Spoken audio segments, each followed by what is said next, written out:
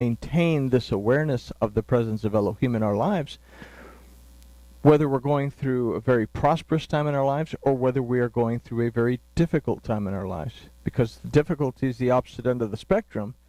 We want to go straight to guns, and we start pushing to fix it instead of allowing it to be fixed. Haggai. Haggai means festival. So we have to be aware of the condition of our spirit and the temple in which it resides by seeking spiritual revival and renewal in our relationship with our Elohim. It's one of the reasons why we meet together and talk together. We ask questions. We get a lesson.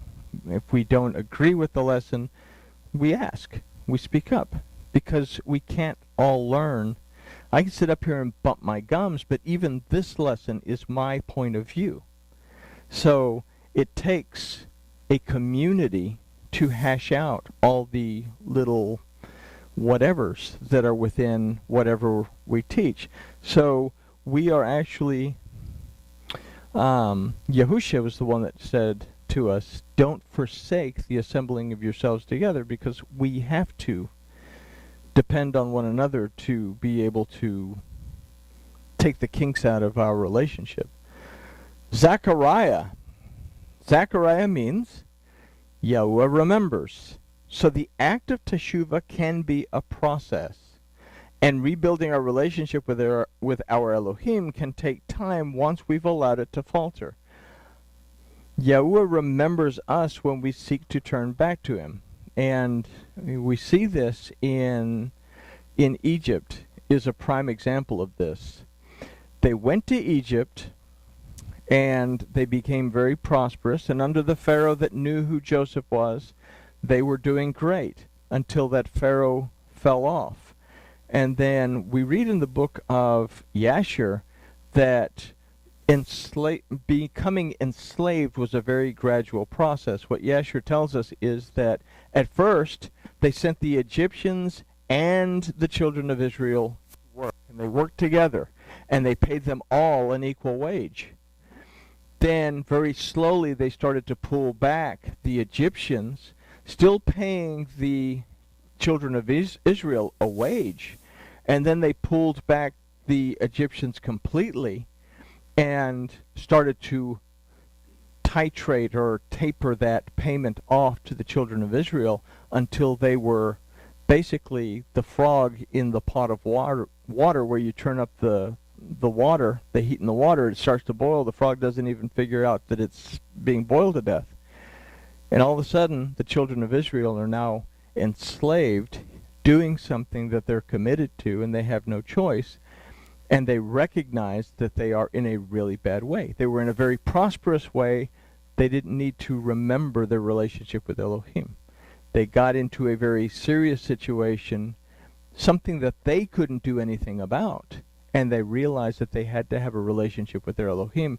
And then in Exodus it says when Elohim is talking to Moses at the burning bush thing, I have heard the cries of my people, and I have remembered my covenant. So Elohim will not forget us. We have a tendency to forget Elohim, and this is something that Zechariah is teaching us, is that we must remember our relationship with our Elohim. Malachi, my messenger. So once we've rebuilt our relationship with our Elohim, we must be faithful in our communication with him so that we do not allow our relationship to falter. And when it says, shall a man rob Elohim, it's not about tithes and offerings and all this stuff. It's about dedication, relationship. Do I rob my wife of intimacy, time with me, everything else, when I basically forget that she exists? And this is exactly what Malachi is trying to point out. So this was kind of a quick glance. And in it we see that what Yahuwah means when he says, by the ministry of the prophets have I used similitudes. Within these prophecies, they're basically, it's an outspoken parable of what it is that we need to be aware of concerning our relationship with our Elohim, and where are we based on following the instructions of our Elohim.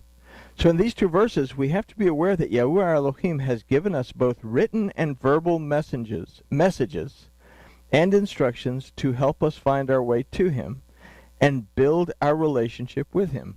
So this is what we say.